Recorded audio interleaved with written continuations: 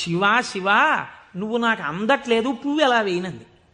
శంకరుడు ఆ భక్తికి పరవశించిపోయాడు. ఇది భగవంతుడు దేనికి కట్టుబడతాడు? ఆ భక్తికి కట్టుబడతాడు.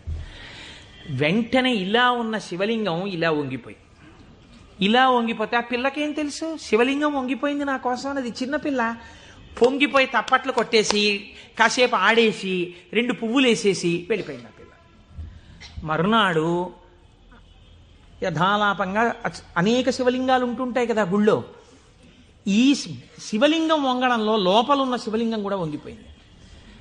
అర్చక స్వామి చూసి భయపడిపోయాడు. ఇదేమిటి శివలింగం ఇలా వంగిపోయిందని మహారాజుకు తెలిసింది.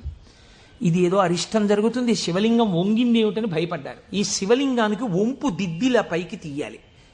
వాళ్ళకి ఉన్న తెలివితేటలు ఏమిటంటే ఈ వంగిపోయినటువంటి శివలింగానికి పెద్ద పెద్ద ఇనప గొలుసులేసి ఏనుగులకు కట్టి లాగించారు.